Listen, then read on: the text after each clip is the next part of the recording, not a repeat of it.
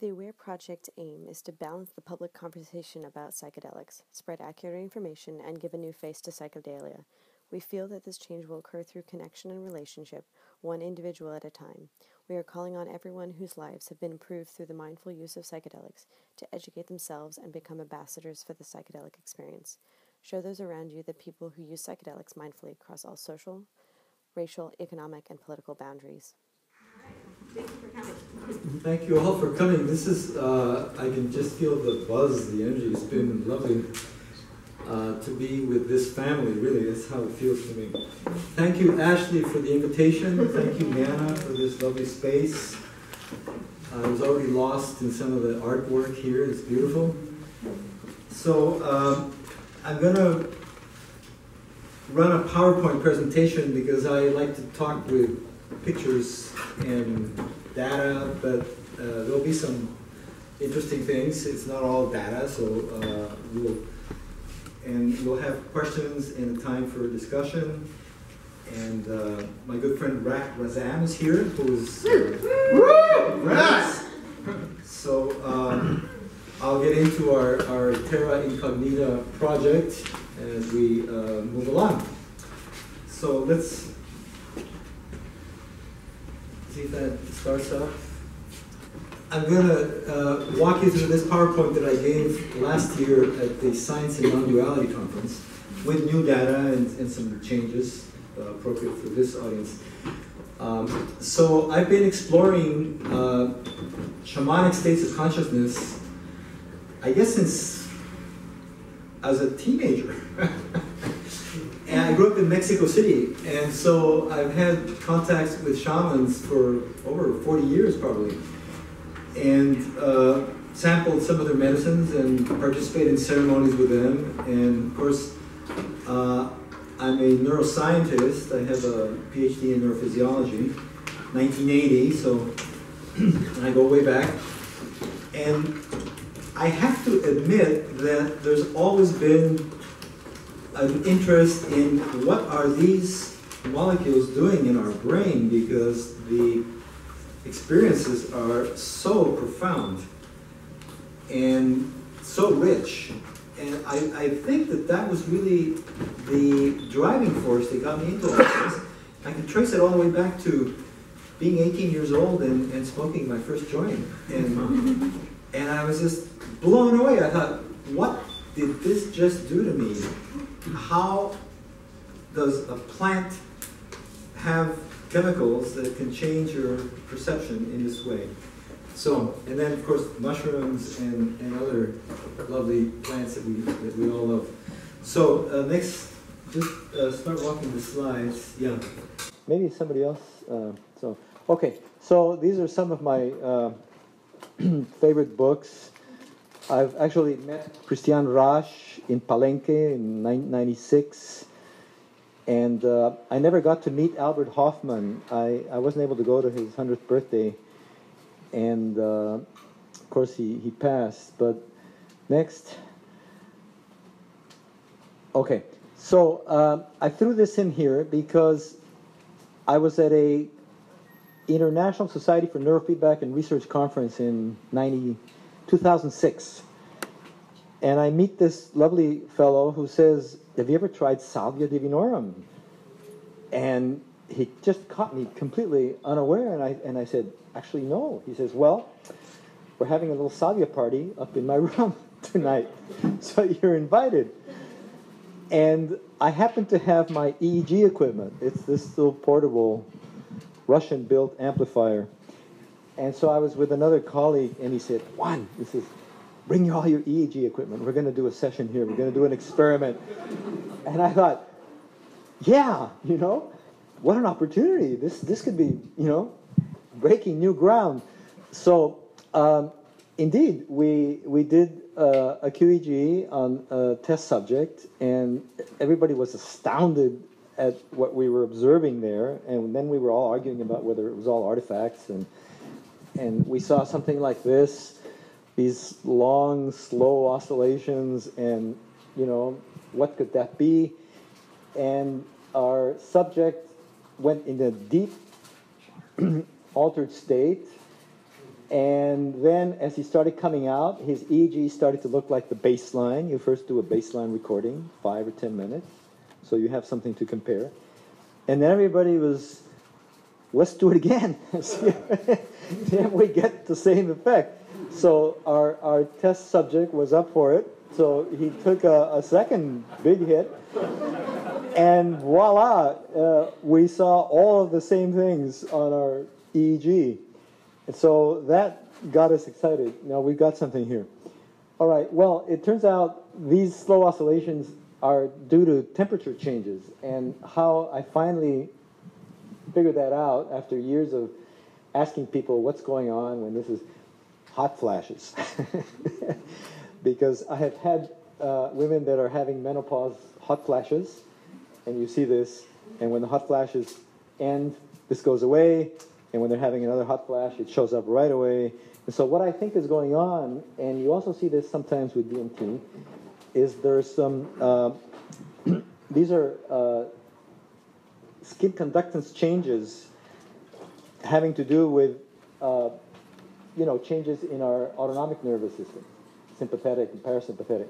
So they're, in a sense, not cortical EEG activity, but they're physiological activity going on. So this is what it looked like. I would get subjects in these setups, create a very safe, very comfortable place, have a little music if that's what they liked, and do my recordings. So I ended up doing quite a number of these, about 18 or so, and wrote up a little paper which is published as an abstract, and I have a copy back there. Okay, so I have looked at the EEG of ayahuasca, and following on the footsteps of others that have done EEG studies, and I was invited to do some recordings at Santo Daime ceremonies in the Big Island, Hawaii, some years ago. They were very gracious, and they invited us to be in ceremony with them, and also to work with some of their more experienced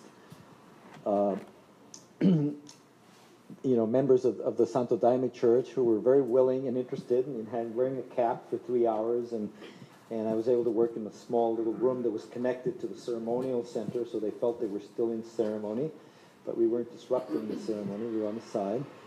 And of course, when you do that, you collect a lot of data, 10, 20, 30, 40, 100 megabytes of raw EEG.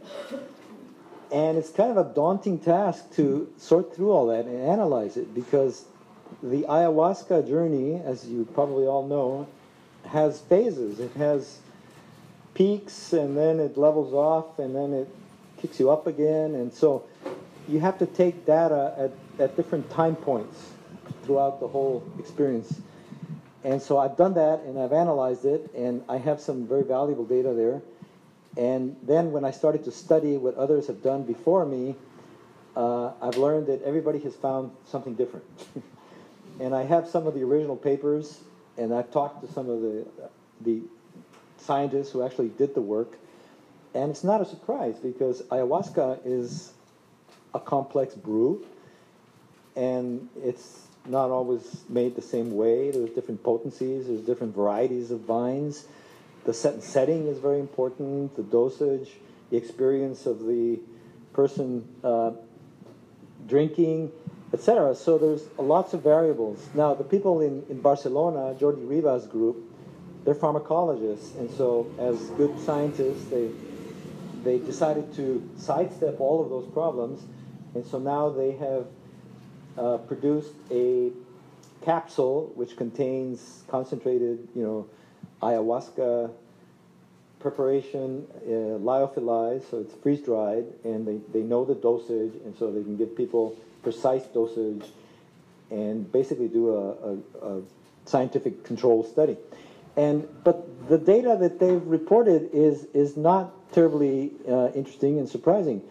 So what I decided to do was, let's just go straight for the molecule, because the salvia work taught me that these experiments are possible. You can do this. And if you just look at the acute effects, you have a pretty good chance of getting some data. You know, the subject is going to be in and out of the experience in 10 to 15 minutes. So, and that has just yielded some very, very rich EEG data. So, next slide. You're all familiar with Rak Strassman's work. This is his new book, which is quite amazing. It gives you some thought about the biblical times and some of the phenomena that these characters in our Bible stories reported. And so this is just a little sketch of all of the amazing things that the subjects reported. So if you haven't, you must read DMT, the Spirit Molecule. Next slide. All right, so this is just a little bit to orient you. These are diagrams from a paper by Gonzalez, Maeso, and et al. And they show the tryptamine family. So serotonin, which is one of our neurotransmitters or neuromodulators, and most of it is actually produced in the gut, but it's found in plants and animals, and it's widely distributed. It's a very important signal molecule in our brains because it's involved in a myriad things: sleep, feeding, arousal, and now all the connection to depression, and there's people here who know more about that and work with that clinically. So this is the ring, the tryptamine ring, which is common to all of these molecules. And so psilocin, which is converted to psilocybin, looks that way. Bufotenine is, and I learned this just recently from the talks on the Bufo 5-MeO, that bufotenine is actually the compound that's in the glands of the bufo, which is extracted, and then when it's smoked, it's converted to 5-MeO-DMT. So the DMT molecule is this one, and the 5-MeO has an extra methoxy group in this position. And qualitatively, they are quite different experience. Now, EEG-wise, I'm starting to see that there's a lot of shared effects. So a little bit about DMT. It's, of course, found in many, many plants and animal species, and it's made, the biosynthesis, it starts from the amino acid tryptophan, okay, and they know all of the biosynthetic pathways, and they know the breakdown and the metabolites. And when I started doing a little bit of research, just digging up some of the early studies, I learned that DMT in the 50s was studied very intensely as a model for schizophrenia, and that it was actually used to treat schizophrenics. And they thought they had discovered one of the molecules of that illness. Next. Okay, so this is just to give you a little flavor. Go back one slide, because this is an important point. So if you dig into the pharmacological and neuropharmacological literature on psychedelics, there's agreement now among many of the studies that the 5-HT2A is the key serotonin. It's a family of receptors, subtype, that confers the psychedelic properties, or the hallucinogenic properties, more precisely is how they term it in the literature. However, all of these psychedelics also bind to the 5-HT1A subtype and the 2C, and there's some controversy, but the 5-HT2A seems to be the critical site, and there's pretty much complete agreement on that. Now, with DMT, you're going to learn that there's additional receptors, so the picture is a lot more complicated. Next. So this is the story now, that NN-DMT is an endogenous sigma-1 receptor. All right, so this is, in the last 10 years or so, they've characterized these new receptors, and these are now playing an additional role, possibly a secondary role, neuromodulatory role, but nonetheless, it's probably an important pathway. Here's just a picture of some of the classification of serotonin receptors. You can see that it's a family tree and it's quite complex, and there's probably more already being added to this, you know. So, next slide. And then this is a pretty good paper, and Rak Razam is an author, and in Barker's lab, they have been able to measure, they developed a very sensitive assay. It's called a CSF microdialysate. And so they've demonstrated that NN-DMT is present in the pineal of the rat. I actually called up Rak Razam and I said, Rick, I'm preparing a talk on DMT. Everyone says it's made in the human pineal gland, and I can't find any papers that actually prove that. And he chuckles and he says, well, he says, that's because there aren't any studies that actually prove that and show that. However, it has been detected now in the rat pineal, and I'm going to send you that reference. So he did. He emailed me this paper. Now, that's not to say that it's not going to be found in the human brain, but what I learned from talking to one of the folks at the MAPS conference who works on DMT is that they're finding it in many tissues, peripheral tissues, in organs, in the retina, in the lung, in spinal cord. So my guess is that it's a very trace amount, and so it's difficult to measure. It's metabolized rapidly, so it's challenging to get a good measure of endogenous DMT. Next. So this is the fellow I had some great conversations with, Nick Cozy from Wisconsin. So it turns out that these sigma-1 receptors are quite interested, and they are inhibited by, or they inhibit the voltage-gated sodium channels when they bind to DMT. And this was done in cultured cardiac myocytes. Okay, so this is the kind of thing that neuropharmacologists do. They take a preparation, it's called. It's a tissue, cells that they culture or that they've removed from a nervous system, and then they directly test the actions of drugs on the electrophysiology and the biochemistry and pharmacology. So I did a lot of that. I spent close to 20 years doing that kind of work in the lab. I was with the NIH for 4 years and worked with molluscan neurons. Next. Okay. Now, this is just to give you a little flavor. This is visiting Don Lucho Panduro in Tamxiacu, outside of Iquitos, and he's showing us his ayahuasca gardens, okay? So all of these are ayahuasca vines growing in his property. He has his retreat center there, and he's pointing out the different varieties of ayahuasca. There's cielo, there's blanca, there's boa, there's negro, there's roja, and on and on.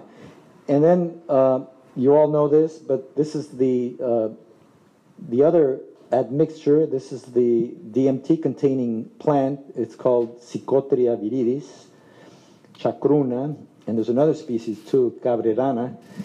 And of course, they have different contents of DMT and different properties. And the vine contains the MAO inhibitors, the harmine, harmaline, tetrahydroharmine. So when you cook them together, then you can get the DMT effect orally. Next slide.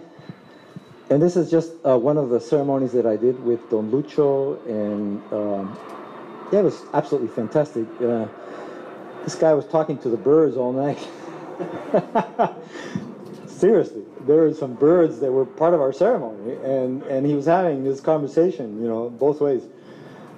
So we did it in this small ceremonial thatch roof And there's the medicine, and here he's singing the Icaros and blowing the mapacho smoke to potentiate it and to bring in all the plant doctor spirits and prepare it for the ceremony. So, next.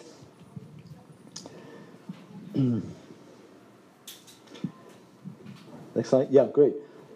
This is a different style of ceremony. I've done a number of ceremonies with the Shipibo people from the Pucallpa region. And I'm sure some of you have explored that. And it's very beautiful. The women sing to you in these very high-pitched voices, and it's like being sung lullabies all night. It's just absolutely the most beautiful thing you can. So this was in a place called Laguna Yarinacocha. And this is my friend Lauro shaman he's based in Mexico City, but he's Peruvian, yeah. So he knows all these Shipibo connections there, and he takes people to do these ceremonies. Next.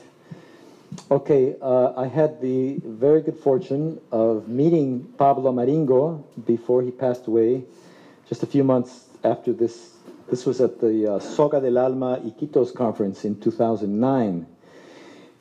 And here he is showing some of his artwork, and he gave some presentations. Beautiful soul. This was really a gift to meet this man. Next slide. This is some of the beautiful artwork that's now getting world attention. And Rak, help me with this guy's name. You know, Devanadi. Devanadi, yeah. Absolutely gorgeous ayahuasca art, and he was also at the Soga del Alma conference. Okay, next. Okay, so we're going to get a little bit into the EEG studies. So this is an example of a friend that volunteered to do an EEG ayahuasca session with me. We're not in ceremony. That is, this is not happening with the Santo Daime Church or with the shaman or anything. This is just at his home. He likes to explore inner space with ayahuasca. He cooks his own. This is in Hawaii. And he has a long practice doing meditation, like over 20 years or so. So he wanted to see what we could find. And so what you do is you record a baseline, and then the subject drinks the medicine, and then you have to wait for maybe 30 minutes, 40, 45, maybe an hour sometimes. And then you have to kind of be asking the subject, you know, are you peaking? Where are you, right? And so we had some sort of a code where he would use hand. And of course, there's times when he had to purge, so then you have to stop the recording and you have to hand him the bucket. And so doing this kind of thing is complicated, and you got to be very patient. And to get really good, clean data, you have to be very persistent and you know, push this pretty hard. So, and then what I found with different subjects is that they all had some slightly different effects. That's not surprising. Everybody's brain is a little unique. Everybody's baseline was a little different. So hard to draw conclusions, at least from the sample size that I had. So next slide. That took me to the 5-MeO. So this is at the time where I met Rak Razam, and he's going to come up in the next slide. But this was our session in Peru with Don Ron Shaman. And you can see from the pictures, this is a woman who is having a religious experience. I don't have other words for it. She smoked the 5-MeO outdoors and then indoors again. And I think, you know, just a picture says 1,000 words. She just was blissed out. It was beautiful. I recently met James Orak. He came by Santa Cruz on his way to the Bicycle Day event in San Francisco, and so we had some great conversations with him. I love his book. It's just really beautifully researched, and it's very rich. Next. Okay, so here is Rak Razam. And this, of course, is a chapter in the film Aya Awakenings, which some of you may have already seen. And it was called The Experiments at La Rosacita. So this, why don't you say something about this, Rak? Because, no? Well, if you've seen the film, this is what I remember. I remember that he showed up with his video guy and another friend, and he was very eager to be hooked up and tested and all that. And I was, of course, very focused on the technical aspects, you know, are we getting a good reading? We were running on battery power, too, because there wasn't electricity that day or something. So the whole thing was, it was done in the Amazon, in a little shack. I mean, field work. And so that's at the moment of before he lights the pipe, and I was able to get a nice bass line, and then I was able to get about a little under 2 minutes of data during, and then Rak just exploded. He broke up into sharing, and his enthusiasm, and he was, you got to see the film. This is it. This is it. This is it. Okay, next slide. So this is where he went. Now, I've been able to observe this same effect now in others. So some folks. So what you see here is this is baseline alpha. There's a nice 10 hertz dominant alpha peak. Okay, this is just a screenshot showing you some raw EEG data, and this is the power frequency spectra. So EEG is voltage fluctuations recorded at the scalp that result from millions of neurons that are generating an electrical field that is due to synaptic actions which sum to create what are called local field potentials. And it's physics. And so there's these electrical fields, they're tiny, but they can be measured with very sensitive probes at the scalp. And the guy that first proved that showed that, he's credited with the discovery is Berger, Hans Berger. He was a German psychiatrist, and he began these explorations in the 20s, 1924 or so. He didn't publish until 1929 is what I think the literature says. And he used to do EEG on his son. And the first rhythm that you see, if you just observe the raw EEG trace, when you close your eyes, is a nice oscillation which is larger in amplitude at parietal occipital site, so it's the dominant posterior alpha rhythm. So he named it the alpha rhythm. Well, so there's thousands of studies on the alpha rhythm. I think it's probably the most studied of all the EEG rhythms because it's big and it's easy and it's involved in so many things. It's not just simply an idling rhythm. Closing your eyes, you sort of produce more alpha when you disconnect from the external environment. You turn inward. You're basically ruminating, okay? You go into your default mode network, and we're going to talk more about that.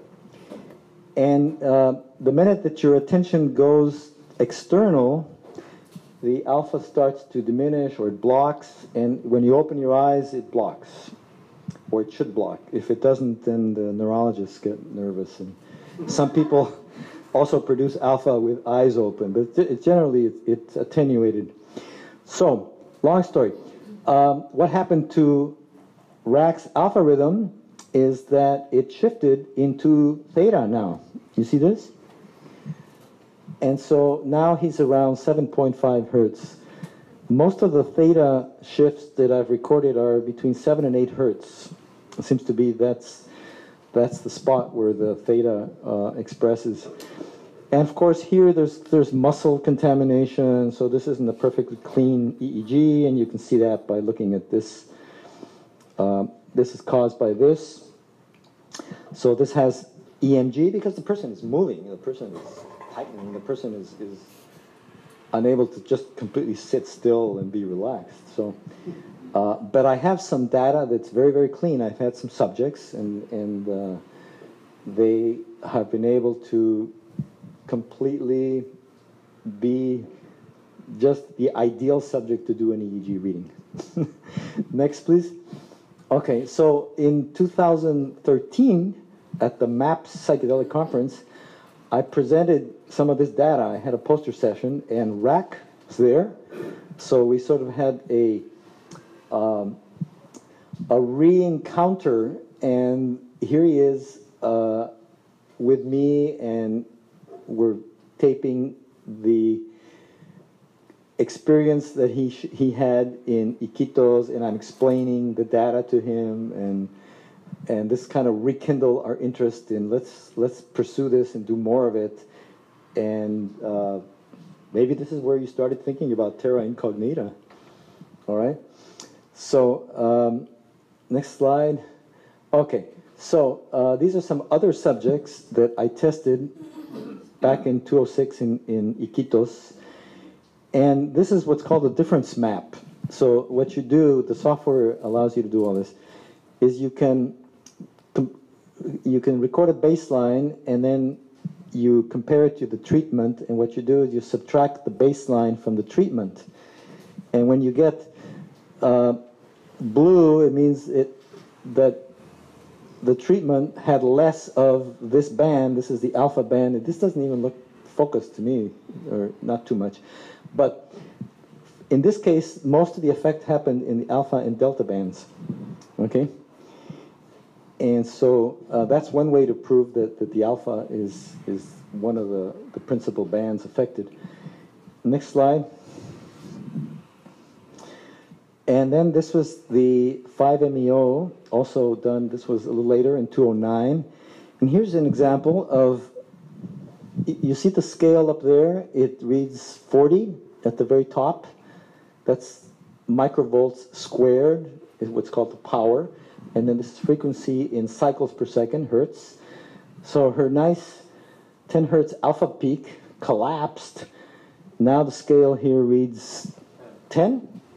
So it dropped down to here. And now you see a little theta peak that's emerging right there. Somebody's head is in the, what does it say here? Oh, just peak alpha power was reduced. Yeah, almost 80%. Okay. Now, in many cases, it's possible to record a recovery. So what you do is you allow the person to come back, usually within 5 or 10 minutes, and many people can talk. Some people don't have words to describe what they just experienced, but many like to. And so you record their trip report, we call it, or phenomenological report, to sound more academic. And then you ask them how they're feeling and everything, and many people will say, I can wear the cap for another 20 or 30 minutes. And then what you can do is record a post-recovery EEG reading. And what I've learned is that the effect is completely reversible. And in many instances, what you end up with is an alpha rebound effect. The alpha amplitude actually grows. And when you record that, the person is in a state of grace. And you ask them, what are you feeling? And most will say, I feel very peaceful. I feel just very fulfilled, calm. It's beautiful. So alpha training can produce that, and the biofeedback community knows that, and it's been doing that for the last 40 years. Next slide. Yeah. Is that delta significant on that? Well, if you can see here, the scale, this reaches about 4, and 5 would be there, so it's a very small change, yeah. But sometimes you do see effects in delta, yeah. In fact, I think, next slide, it shows that, yes, her delta shows hypercoherence. Okay, so these are called connectivity maps, and coherence is a measure of correlated activity that has a constant phase compared between two sites. So they're synced up, okay? So it's a measure of different areas of the brain are linked together now, okay? They're coherent. And this is the baseline, practically no lines, and now look what you get here. And we see this very, very frequently in the DMT, both NN and 5-MeO. And it's more dominant in the beta band than in delta. So next slide. Okay, this is just sidestepping. This is the natural NN-DMT source that I've been exploring for most of these studies. I've also done some, high purity crystalline, and the results are identical. So this is an extract from the Mimosa hostilis root bark, shown at the bottom, and then you combine it with Syrian rue, which is the MAO inhibitor. Basically, you create pharmahuasca. So this is a way that you can have an ayahuasca-like experience with different sources, different material, and these are what the crystals look like. Next slide. Okay. Now, this is what really drives the research home, in my view, that you can begin to correlate the intensity of the subjective experience with the magnitude of the EEG effects. So when I'm doing a session and I record during and, within 20 seconds, the person puts down the pipe or the delivery device, you can already see changes. If you don't see changes, or you don't see very big changes, that subject hasn't really broken through. And you can ask them, you can say, where are you? And they'll say, I'm not so sure. I think maybe I need to hold it a little longer, or I need another hit. And when you supply them with that, and then you see the EEG really change, then, this describes that experience. So the time course of recovery also matches the time course of the person returning to, I call it room consciousness, okay? They're kind of in an astonished space for a little while, and then they begin to settle in. So that's another one of these difference maps that shows beta power was also reduced. You see the blues, so beta 1, beta 2 down, and alpha down primarily. Next. Okay, here's another nice example where you see some recovery. It's not complete recovery because it's at 10 minutes. If you wait another 10, 15 minutes, you'll see complete recovery, the alpha, and you'll see that in some more slides. So the signature effect is that the alpha just collapses. Look at the scale. This is 4. And that's, what is that? 35. Okay, so this doesn't even read, this is 1.5. So we're down in this level down here. The only way that I can put these graphs on the same scale is if I don't use power and I just use magnitude. But power is the way that you usually show these FFTs. So, alpha suppression was 96% decrease. That's almost wiped out. And then the appearance of a new peak at 8 hertz. Here it is. And that one persisted at 10 minutes. Next slide. Okay, here's one that shows beautiful, complete recovery. So, again, this is another subject, the alpha. You see the alpha is not very big for this person, so the scale is there's 12. We've seen others where the numbers are 40 or 50 or so. So, but relative to the baseline, the alpha is suppressed. Here's the theta peak showing up. And then this is after about 20 minutes. what do you see now? Look at the scale here. Okay, 12. So 12 would be here. So this is what we started with, baseline. Now it's up here. Now, I don't know how long that lasts. Maybe it's just transient, 10, 15 minutes. Maybe it's hours. I mean, this is further studies have to be done just to follow that up.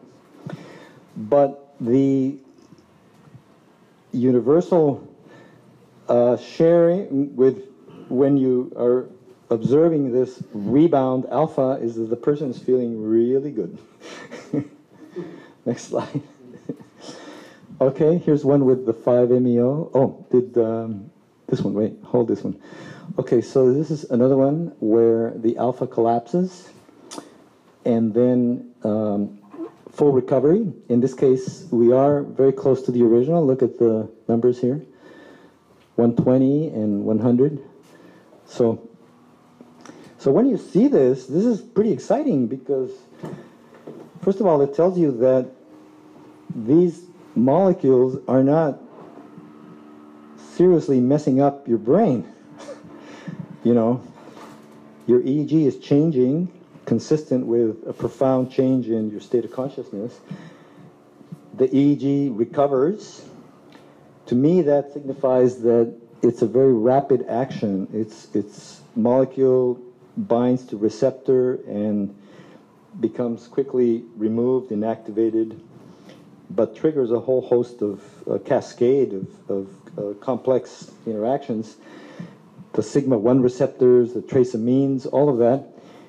And it's targeting specific networks in the brain. Next slide.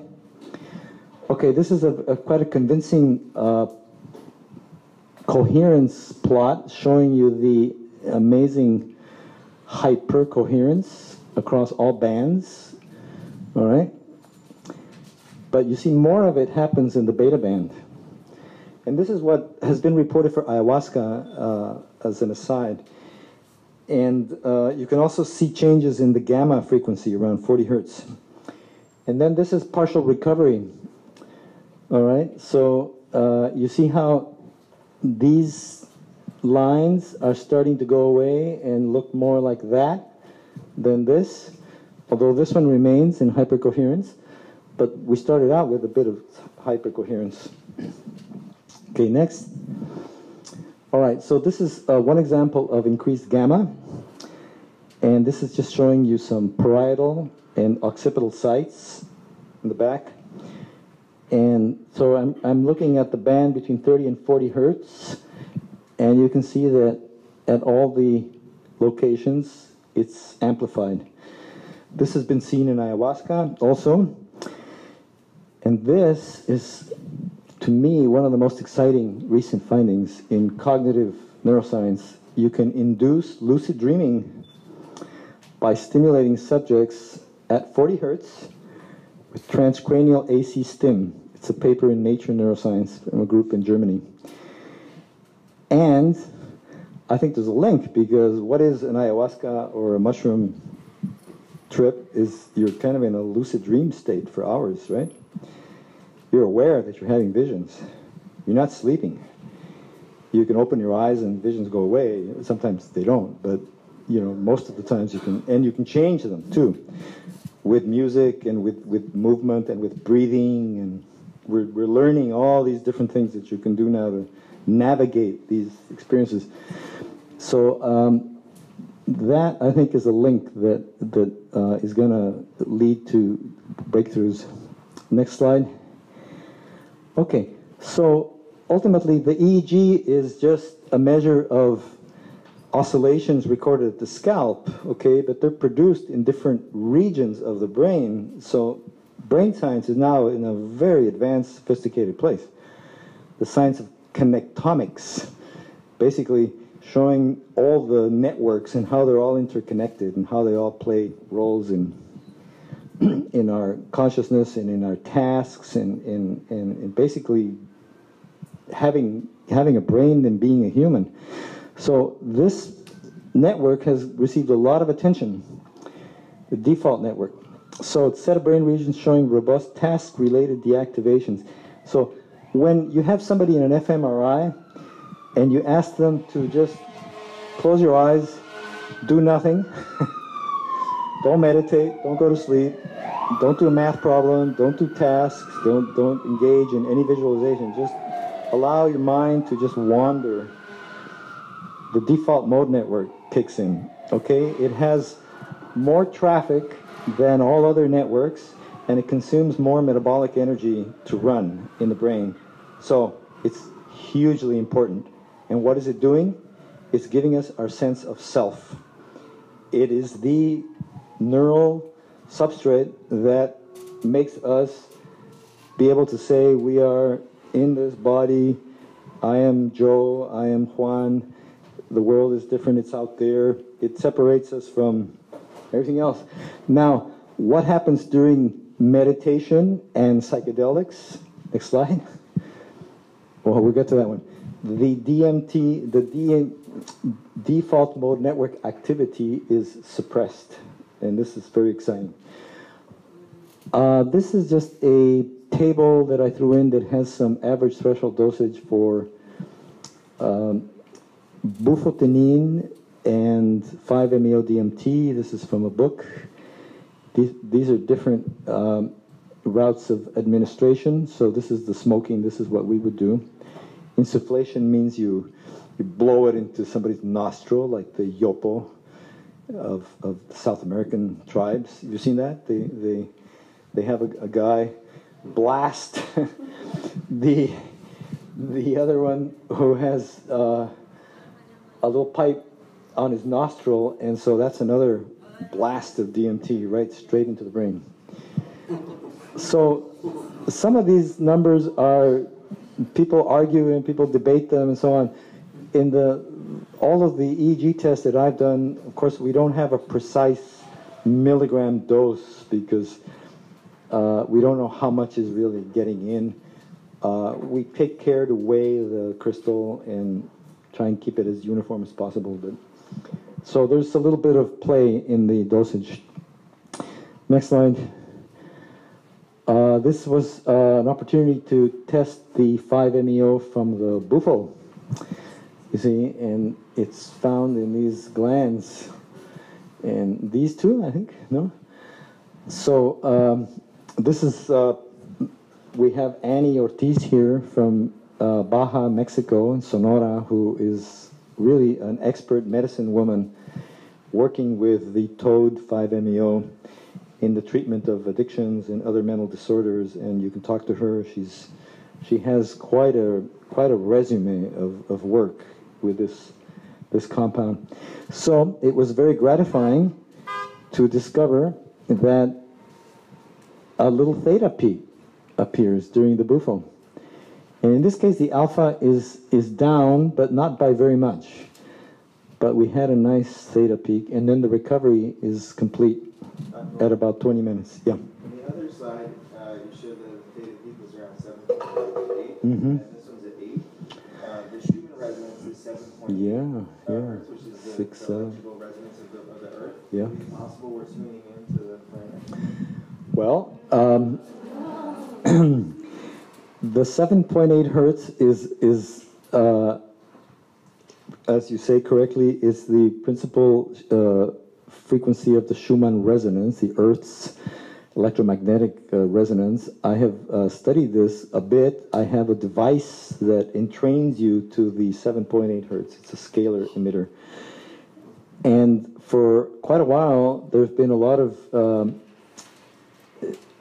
suggestions and speculations that the 7.8 hertz is the healing carrier frequency, okay?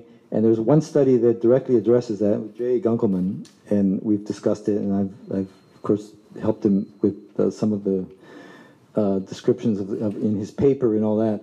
But it hasn't been proved, airtight. It's still a very interesting idea that needs more data to really be validated. But that's a nice thought. We're tuning into the mama, the Pachamama, Gaia, right? Energy. Yeah. The Heart Math Institute out of your neck of the woods talk about Boulder Creek. 7.8 hertz is covering the heart. same frequency of the vagal nerve communicates. Yeah, there you have another amazing connection. I know the folks at the HeartMath in Boulder Creek. Yeah. Their whole research is heart-centric, and there's amazing communications. It's a field called neurocardiology. They did not invent it. It's been a while, but they have looked at the states of heart-centered attention and appreciation, and how that impacts the prefrontal cortex, and it's a two-way communication system. And of course, the vagus nerve is the star now of a lot of research, because we've discovered that not me, but there's a lot of papers now that it carries all this information from the gut. You've all read and probably know and experienced possibly that your microbiome, your gut bacteria, is communicating with your brain all the time. And the main highway is up the vagus nerve. So a lot of mental disorders have components that start in the gut dysbiosis. All right, next slide. This is just something I did for the abstract. It's just a Photoshop fun. But yeah, this is just, I found a picture of the brain, and I decided to convert it into this. This is kind of like the DMT experience. It's just, neon colors, patterns. It's eye candy to the max. It's an amazing experience. Whereas, and then here, building to this. But the 5-MeO is, most cases, less visual. There's some people who still have, visuals and colors, but for me, it's always been this blast of white light. It really is the source, the Godhead. You merge. It's a soul reconnection, and it feels like you've died and you've merged with the oneness of everything. And if you have some music and some Tibetan crystal bowls or singing bowls, then you get into the whole sound vibration. It's fantastic. Next slide. All right, so yeah, I'm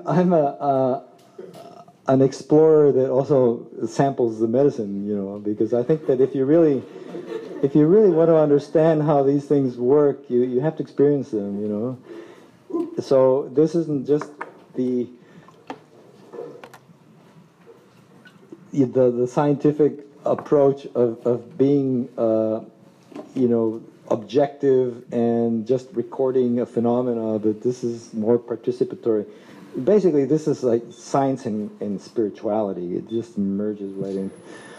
Okay, so this is a picture that you can download these in papers, but this is what they're arriving at. This is called a human connectome. And of course, it looks like the Amazon jungle, right? I mean, everything is connected to everything else. But there is some sense to this. There are networks that have nodes, and they're indicated by these colored dots, and some of them are bigger than others because there's more traffic going through there. So if you want to visualize what this is like, is just think of the LA freeway system, okay? And so there's a lot of traffic going on the Santa Monica freeway or on the 101, and what it's doing is it's communicating anterior areas of the brain with posterior sites and limbic and paralimbic sites. And so your brain is this enchanted loom that's just jumping from here to there and lighting this up and lighting that up. And it's never static. It's a moving target. So the default mode network is embedded in there. Next. And if you can read a little bit about, it says, is a network of brain regions that are active when the individual is not focused on the outside world. So this is the state where you just turn the attention inward. So there's no goal-oriented actions or cognitive tasks. Basically, you're just contemplating your belly button. Okay? So it's your autobiographical ruminations. It's what your meditation teacher tells you. Just hang out there and just observe. Don't try and change anything. Just hold that place. Well, this was reported at the MAPS 2010 Psychedelic Science Conference, and has been published, and there's amazing videos. Everyone should know this. David Nutt and his group, and Carhart Harris is the principal communicator of all this work. They published it in PNAS 2012, and they followed it up. But what they saw was that under psilocybin, the default mode network, the activity is suppressed very significantly. And then there's all of this interpretation, like, well, so what? What does that mean? And all that. But if you study and you listen to the arguments of Carhart Harris, it's really quite remarkable. He says our ego awareness is suppressed, removed. We no longer have the language editor censor that's the radio that's telling us, and we go into mythological mind. I like to sort of fantasize it. It's like visiting new rooms inside your brain that you only visit when you're in dream states and other, peak experience states, etc. And so now you're in this sort of a proto-verbal awareness, consciousness, and anything goes. Subconscious material can be expressed, and a lot of stuff that you've pushed down can come up, and that's why they're psycho-integrators, psychedelics. This is consistent with all that. So this has now also been reported for ayahuasca, a group from Brazil, at the 2013 MAPS conference. They showed some preliminary data showing that. And then the famous meditation study, which has now been replicated by others. So they took people doing mindfulness meditation, and they did the pre and the post fMRIs, and they discovered the same thing. So there's a convergence. Now, I have done one subject that I did the ayahuasca EEG, the full 3 hours, was a meditator. He was a really 20 years of dedication, and he told me at the end, he said, I've never had a deeper or profound meditation ever in my life with the ayahuasca medicine. So that is beautiful. It's consistent with all this. So obviously this is something we're exploring, and this is a very beautiful active area of research. Next slide. Oh yeah, so a little bit more. These are some of the diagrams. So these are all abbreviations for brain locations. Prefrontal cortex, dorsomedial, ventromedial. This is the posterior cingulate cortex. This is a big hub.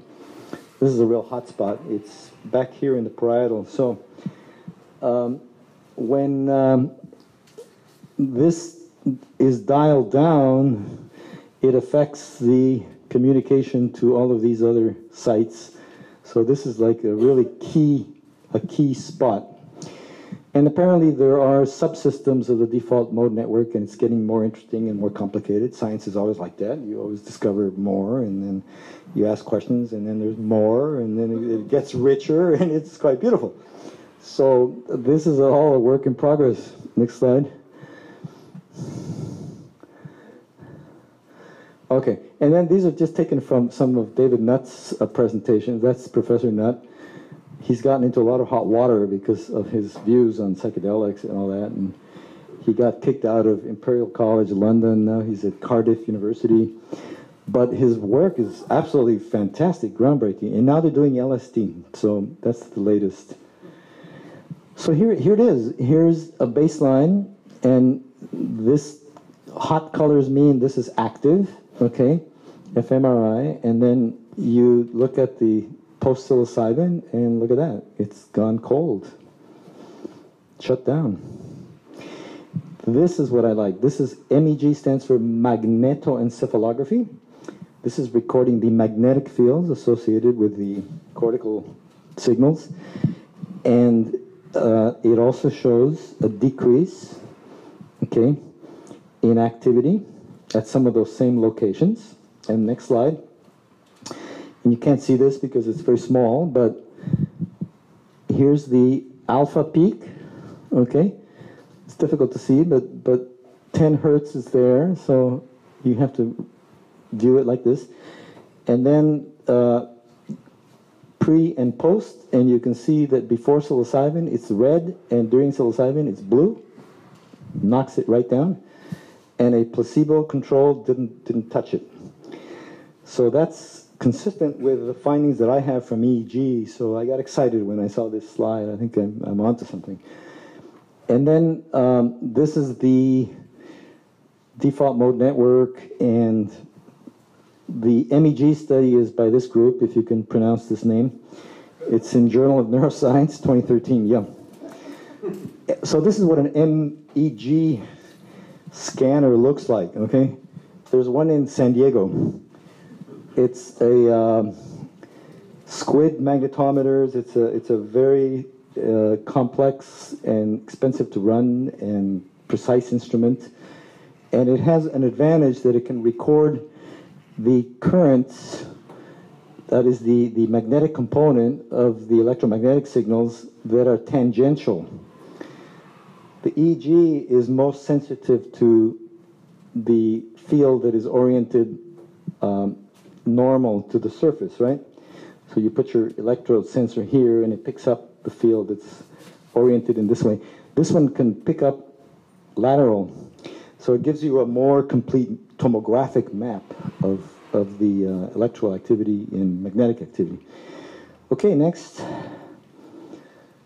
That's it. Okay.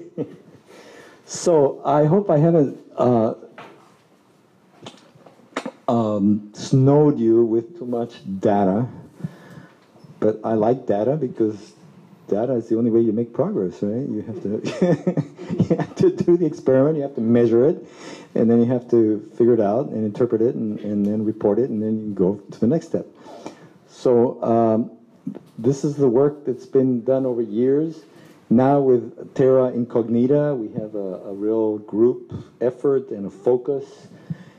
And I just want to introduce Rak Razam and some of the other members that are here. And I think you need to say because Thank you, Juan. I'm coming from the opposite hemisphere of the brain, the more artistic hemisphere, but it's just as exciting, right? It's like we're all chasing this mystery to understand why we're here, who we are, what's going on, what is this thing of consciousness? You know, what can we do with it? Why are certain elements of our society trying to suppress it? What are we connected to? So with Terra Incognita, I would like to reiterate that we are examining the states of consciousness, particularly tryptamine consciousness, and we are working within the parameters of our culture and the laws, and we are examining these states of consciousness in areas like South America, where ayahuasca is legal, and 5-MeO DMT is actually legal in Mexico, under the auspices of some of the indigenous communities where it's a sacred medicine. And so there are pockets of permissibility for this type of research, which is where we configure our focus of attention. And this is the new frontier. You know, it is the archaic revival. This is where this nexus point between shamanism and the things that I've been interested in for many years now with indigenous cultures across the world, plant medicines like ayahuasca, even you know, plants that contain DMT, but these delivery mechanisms and the cultures which have retained the authenticity and the lineage to understand there has always been this connection from the planet through the plants and other modalities, trance, dance, breathwork, tantra, many, many modalities to affect our consciousness and to amplify our consciousness. But ultimately, all of our consciousness is not just connected to, but it's embedded within a greater reservoir and sea of infinite, abundant, loving consciousness. Right? And this is the work for this modern culture to heal the wounds of history, to cohese the hemispheres of our heart-mind, you know, binary divide, which is not really a divide at all.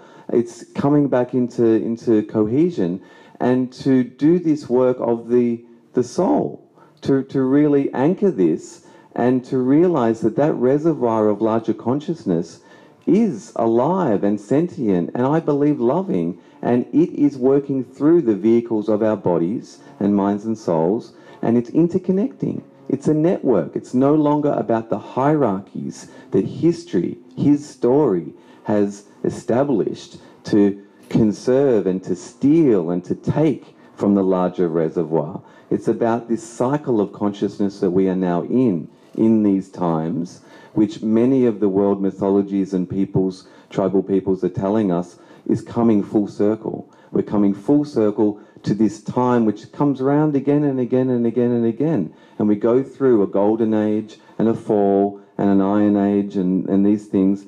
And my shorthand for it is like 5-bar galactic Godhead signal. Consciousness comes from somewhere, it's modulated down from the quantum level to this level. And I found it very interesting. I learned a lot from this talk that you did.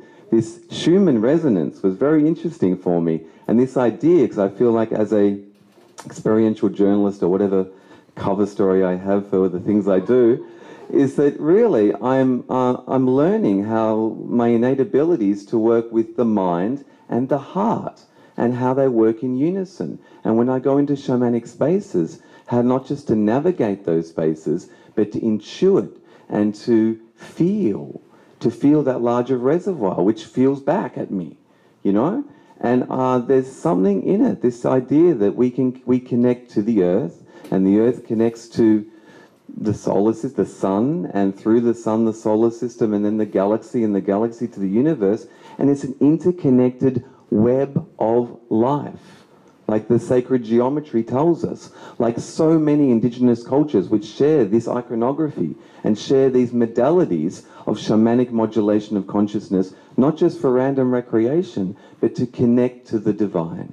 So Terra Incognita is exploring research and development of these modalities to create data banks, to analyze previous cultures' maps, the mythologies that they've left, things like Sanskrit and Hindu and Buddhism, the Bardo states, these terminologies and a glossary of consciousness, and to use modern EEG, you know, and electroencephalography and fMRI and whatever technologies that exist, but to have the vision and the focus to use these technologies to explore our potentials as human beings and what we connect to in that larger reservoir of the unified field of being.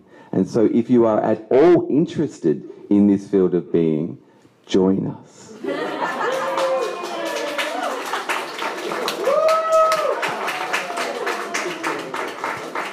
We have a website which is just launching. It's not quite live, but it's terra-incognita-project.com. You can find us through this organization. We will be out there. This is a long-term endeavor. This is a multidisciplinary approach with individuals and organizations and communities and indigenous people and Western people and humanity, because this is the time and we are the ones we've been waiting for. I am Rak Razam, and this is Terra Incognita. Dr. Wan, many other members of the team, thank you so much.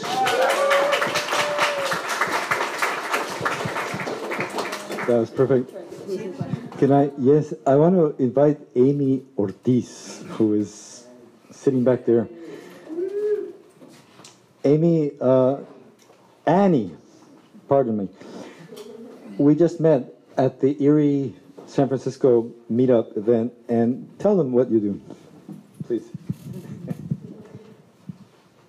Well, over the past 14 years, I have been working in therapeutic programs, mostly at first with adolescents with anxiety and depression, some substance abuse.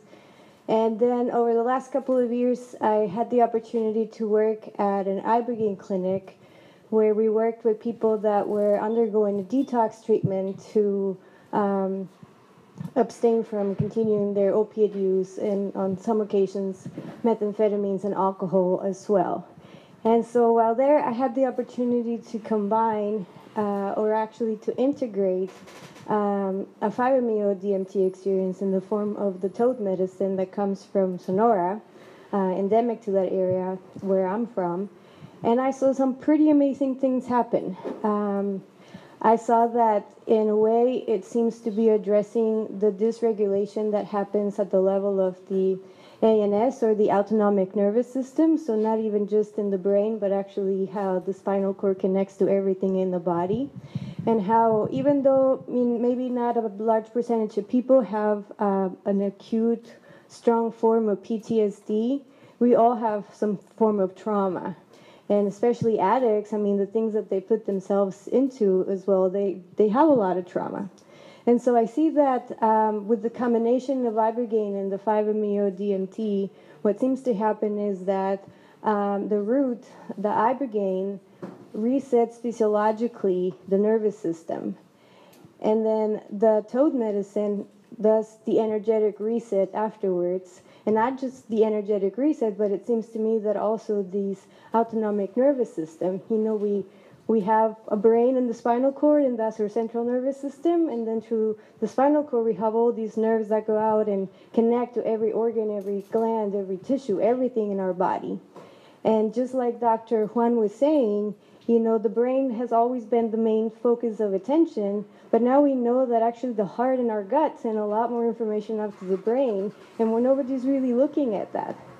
So it seems that these medicines have a really powerful ability to facilitate a process of discharge, of energetic discharge, so that there's a dynamic equilibrium restored. So the person can go back to a state of homeostasis. And, this alpha effect that is observed goes to show that it also has potential for immunological effects. So, I'm really interested in the relationship between the nervous, the endocrine, and the immune system, because I also come from a background of dolphin-assisted therapy for children with autism and Down syndrome, and that's what we see. We see alpha rhythms.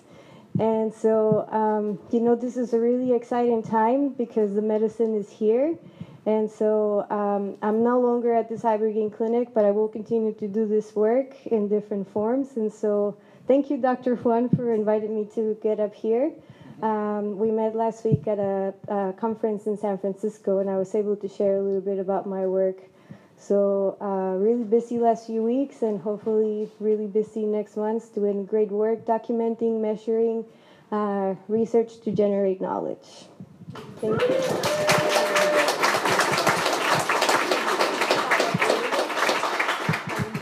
Do you want to tell me about ERIE? We have a founding member of ERIE here.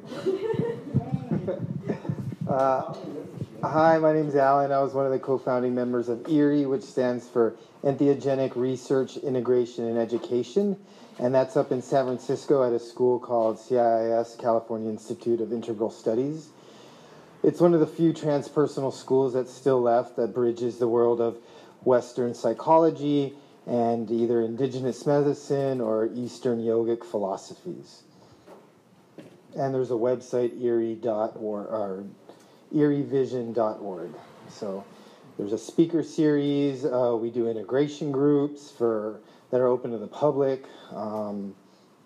And that's about it right now.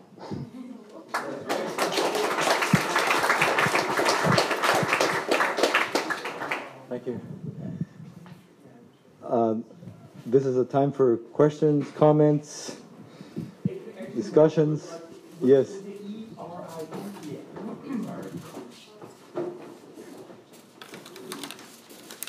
Yes, please. The hypercoherence we're talking about. Yes. Are you aware of any situations where this occurs that are not drug-induced? Like any other circumstances where this is observed? Okay, wait, I got the first part. The hypercoherence? The hypercoherence we're talking about. Are Yes. you aware of any situations where this is observed other than drug use? Oh. When does this really happen? Well, it's a great question. He says, do you observe hypercoherence effects induced by other than drug, experiences?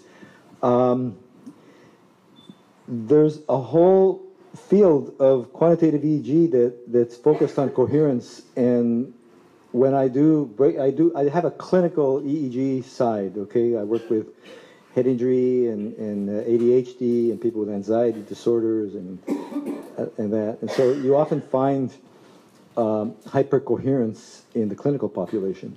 Yeah, people with head injuries, sure. People with PTSD, I think I've seen, yeah. Now, I'm pretty sure the meditation literature addresses that. I know that TM meditation, they've done studies showing alpha synchrony. Okay, it's a robust effect. And I've mapped some TM meditators and also found that they have alpha synchrony and quite a bit of hypercoherence as well, yeah. But that's extreme hypercoherence, isn't it? Yeah, yeah. So what was the compounding effect of studying people who've been doing it for a long time? I read about the additional levels of serotonin that people have. You got a folks that one of the shamans that have been doing it for a long time. Normally have now a compounding effect of additional serotonin. But what are any other compounding effects of this having done it for a long time? We were having a conversation over dinner, not exactly relating to shamans, but to folks that have used this medicine repeatedly over years. And I think Annie has already some data, the serotonin levels. Do you want to answer that or make a comment? There's this woman, Anya, she is part of an organization called Acosta-Urquidi. We've done a lot of research with ayahuasca and peyote, and she just made the comment to me of how classically, because serotonin, one of the things that it does is it regulates mood, that when a person continues to use a substance that is a serotonin agonist, that floods the brain with high levels of serotonin, over time what can happen is that the brain goes into what's called downregulation. So it downregulates its internal production because somehow it can tell that it's getting an overflow from the outside world. And so when the downregulation process starts, the person can have now low levels of serotonin, which can lead to aggressive behavior, violent behavior, poor mood, or those lack of sleep, just because there's not enough serotonin. But again, this is an emerging field. There isn't a lot of research or hard data yet. But she did make that comment. She has a double PhD and she's studied ayahuasca extensively, and that's her point that low levels would have an effect like that. So you said that those levels are the effect of doing it for a long time, or that? I mean, the studies I read are that they found that the effect is that more actual serotonin. That was the ayahuasca project. Yeah. Yeah, Dennis McKenna and Charles Grob, late 1990s. So I was thinking any other long-term. yeah, exactly. They've done the long-term studies and the follow-ups and all that. But there's so many things that can affect your serotonin levels. I think it's a complex problem. To be able to demonstrate that there's a change that's really consistent and reliable, that's causal to something that you've done or not done for many years. In general, yeah.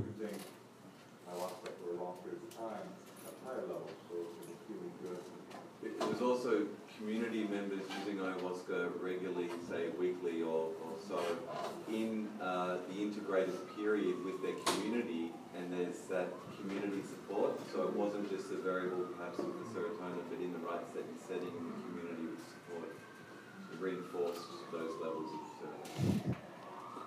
Now, I have a question that comes up all the time. Endogenous tryptamines, let's just call them endogenous DMT. Now, what are your views on that? Just anyone who wants to say something about that. Because, I talk with people that are very deep in yoga, meditation, those communities, people that have some shamanic, people who talk of themselves as being enlightened or on the path to enlightenment, and it seems like the standards now for enlightenment are very low. I hope I don't offend anybody here, but I know some people that are pursuing that very intensely, and so what they always say is, oh well, I can release my endogenous tryptamines. I don't need to take any external substance. So I would like to know what you have to say about that. What has been your experience, or your, what have you read? What have you talked with people? I mean, it's entirely possible that can happen, and of course, the whole book by Strassman and others. I mean, he has been quoted out of context, I think, more than any other author on psychedelics. But so, near-death experiences, birth experiences, peak experiences, highly traumatic experiences, it's all DMT being, squirted out by the pineal. That's difficult to prove, okay? You would have to actually have some technique to measure it within a minute or so before it's metabolized, and there's very little left to measure. So, you'd have to be taking continuous blood samples, urine samples, maybe cerebrospinal fluid samples. It's invasive. It's not an easy project. I don't know if it's really intense pain or Oh, yeah. to a similar feeling place. So low level external. Yes, exactly. People familiar with the Kundalini activation describe parallel experiences, and we've seen in people undergoing movements that resemble Kundalini activation, snake-like undulations, and they describe them as, I feel energy that's rising from my basal chakra, and it's moving up my spine, and so I find that those are entirely plausible systems that are activated, that are linked, and that's one of the things that we're exploring with Terra Incognita. Actually, that's a direction we want to go. So, who is it permissible to ask in this room has had an experience with the tryptamines? A lot of folks. Wonderful. Okay. And this is good. Yeah. Do you see any practical, real-world ways we can implement the results of your work? I mean, there's some behaviors or insights. Where do you see the future of this going? Well, the EEG research data is of interest to scientists and pharmacologists and neuroscientists like me and stuff. But if we can extract from that some sort of a template that can be used to train people, that's the holy grail, right? Develop some neurofeedback application, and then you don't have to drink the tea or smoke. You can just, do the neurofeedback training and get there. Well, a lot of people, the vomiting, and, there's lots of considerations that many people have. That's what I hear from a lot of conversations that I have. These are folks that have heard about it, but haven't yet had experience, and then when you start describing it, you can just see their face, why would I want to do that, to get to an exalted state of consciousness? But, I mean, I was just chatting with Dr. back there about alpha-theta training. Okay, this is a neurofeedback application that was developed how long ago? 25, 30 years ago maybe, right? The Peniston protocol. And it basically trains a person to start to make the shift from alpha into theta. And you're rewarding that shift. So you get people into a light trance state, and it has enormous value, therapeutic. They're treating troops and PTSD, right? You want to say something about that? Yeah. Well, I took alpha theta neurofeedback neuroimaging into Afghanistan a couple of years ago and had some pretty phenomenal experiences with this technology. But when you talk about, these states, and I don't know if that's illegal to say what I've not done, but I haven't done anything as brave as this. But what I'm really clear about from the work that we've been doing with training the brain with neuroimaging is that when you begin to cross-couple alpha and theta, and that's a newly emergent term between network connections, what happens is that if you take two bells and you ring them, what happens is that if the bells are the right frequency, the brain waves are in the right phase of coherence, a property called gamma emerges, and it propagates throughout the networks. And it's not quite as instantaneous. Pocket there's a story who was talking about this in the nature of consciousness, but gamma will propagate through the system. And when I met Andy a couple of weeks ago down in Mexico, it's just the most synergistic thing, because one of the things I think that is happening that I would love to look at your data is that the neural variance within the networks is becoming very tight.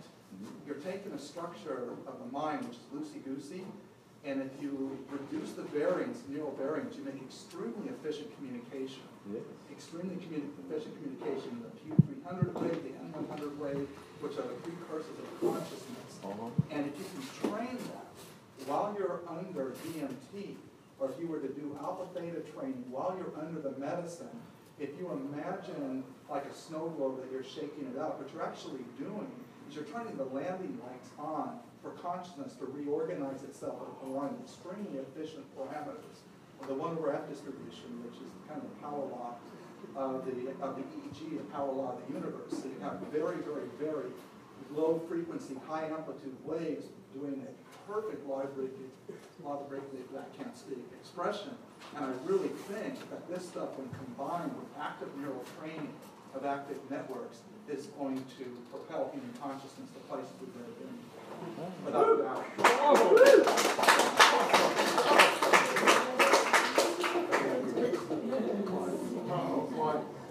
Yes. So I'd like to add a cautionary note here. Yes. Because in many respects, our society has moved along this mechanistic pathway.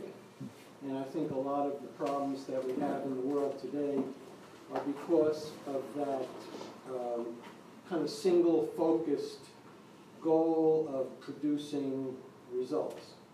And I think that bringing in recent years, more learning from indigenous cultures, from the whole sense of wholeness is very important, and I think it instructs us, for people who want to use these, what I refer to as teacher tools.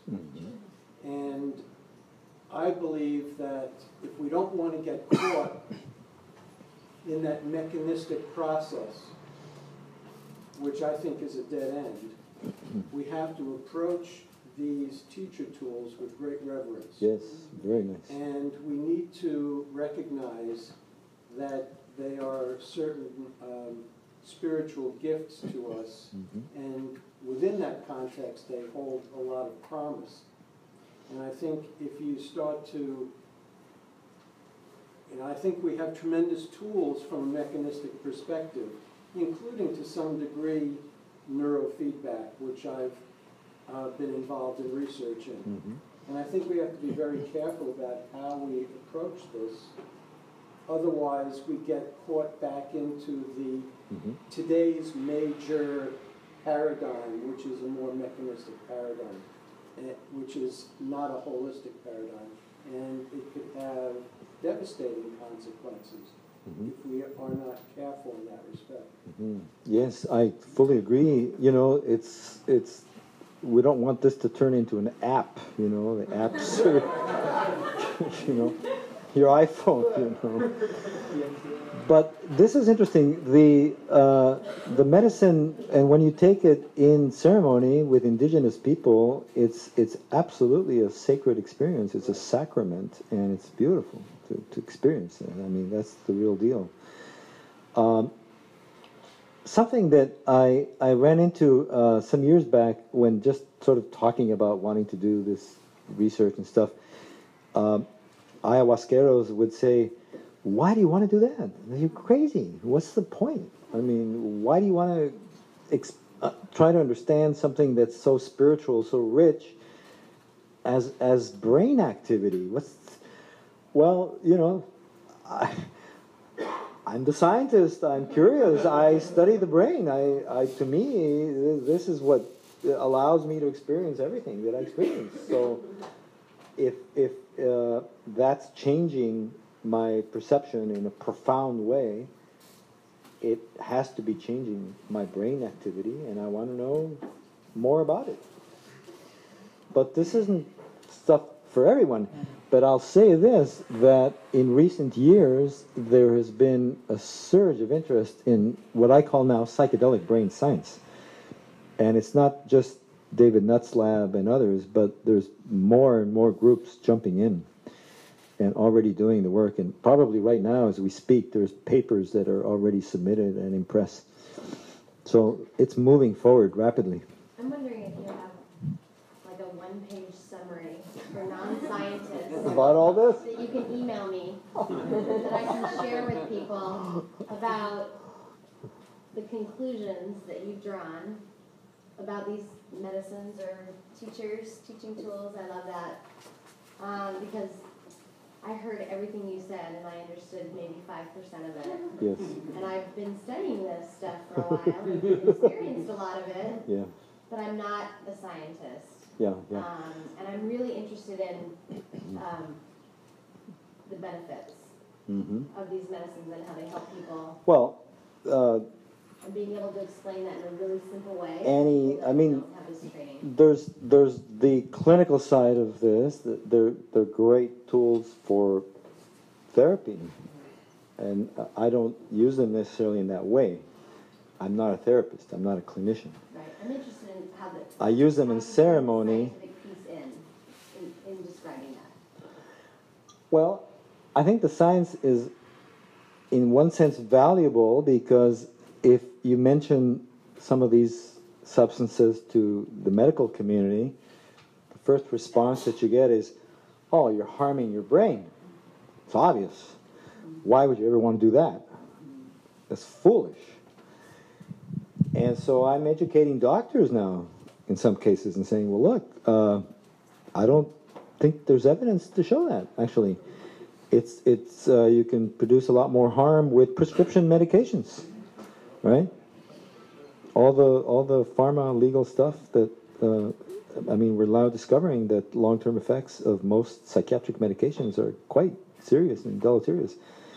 Sometimes I get clients that want to have a brain map. They come to me and they're on 5 or 6 or 7 different medications, including, anti-seizure medication and medication for bipolar disorder and anxiety and depression, and then for the side effects and for sleep. And so imagine, being on that cocktail daily for years sometimes. Do you have a question? Yes. You mentioned some of the mindfulness meditation studies they've done, and what's interesting about those is one, they have a control and they have the experienced meditators, so you can sort of see there's kind of a signature of experienced meditators demonstrate. And also, it appears to imply that there's a neuroplastic effect. There's certain regions of the brain that are more interconnected or more, particularly from the lobes, so impulse control and so mood regulation. Yeah. And some of them have been longitudinal, so that you could have someone who was not experienced and then see how it's affected their brain over time. Has there been any research in that direction? So maybe is this following the same practitioner over a length of time to see how maybe it was affecting their With these compounds? Yeah. Not that I know of, no. The ayahuasca studies are, you know, there's patchy in some areas, but they have done the follow-through. Questionnaires mostly, and I don't know if they've done some physiological blood work or things like that, but no, this is a huge area that for further research. You have a question? Yeah. Oh. We're going to take a, let's say, period of time to prepare for you to take or experience this meditation. What kind of a process would you want to go through to mentally and physically be prepared for the best possible consequences? Talk to our expert Joe here, who's a yoga teacher and, you know, quite advanced meditation and Kundalini. I don't do any of those things, but I've been exploring these medicines for a very long time, so I have some knowledge and experience of the landscape, right? I'm like a guide, okay? It's like going scuba diving, okay? You know, there's always a new reef to explore. But once you've done 100 dives, you kind of pretty much know what you're going to see, you know, or you're comfortable in a new area. You're always discovering new stuff. It's exciting, but you feel that, okay, I've been here before. I know what this is like, yeah. Mm-hmm. I have a question, but first of all, with a statement. I've been trying a lot of psychedelics in my life, and every single time I've tried one, it's helped me tremendously with my mental stuff and, you know, with my issues as a human being. But the one thing I've been trying to aim for is DMT, and I'm scared of it because I've heard that you could go on a trip and not come back. What are the chances of that happening? Or is there a chance of that happening? It's not for everyone, and it's certainly not for people that have had psychiatric problems or are presently in therapy or taking medication for mental disorders. Yeah. And you haven't had that. Is it possible that it could? Well, there's accounts of people with psychotic breaks and spending weeks and even months and being in fragile states and all that. Probably Annie has a lot more of that kind of experience. I mean, if I'm going to share the medicine with somebody, I screen them. Certainly, even, you know, if it's an ayahuasca ceremony, I want to really get an intake from the participants, you know. I've had some meltdowns in ceremonies, but, you know, the next day they're fine. And then I don't know what they're like a week later or 2 or 3 or I probably would know if they called or something, but it's never happened. Yeah. How long are you following up with people? I know you said you were doing scans up to 10 minutes after. Yeah. Do you follow up several days, several months No. to see what their reactions are? No, because I need some people who are, you know, reliable, willing to show up, willing to participate in some sort of a long-term follow-up study like that. But I would love to do that, yeah. Do you think anybody here might be? Oh, yeah. There's a sign-up list at the door, you know. Circulate your emails, yeah. Starting to touch on this earlier, have you seen any similar changes in EEGs when people enter meditative, certain meditative states versus the changes you've observed with people on supplements? I have never seen anything in the meditation literature quite as pronounced as this, and I have a lot of papers of EEG and meditation, and reviews and attempts at classifying them and all that. Most of them have to do with enhancement of, not suppression, and then there's changes, you know, in different frequency bands, increased gamma in some types of meditation. I've never seen that. No, not like this. Yeah. So what does that mean? Does that mean the alpha suppression is when you're default mode network goes offline. That's the next research question to go after.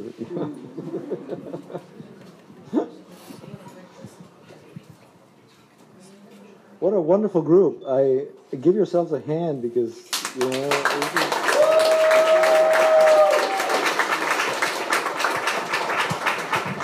so much.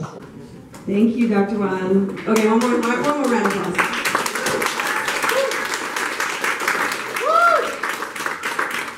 Awesome. Thank you so much, everyone, for coming tonight. I hope you enjoyed the Psychedelic Awareness Salon. If you know of anyone else in the area or that's coming through the area that you think would be a great speaker, please come talk to me or email us through our website, awareproject.org.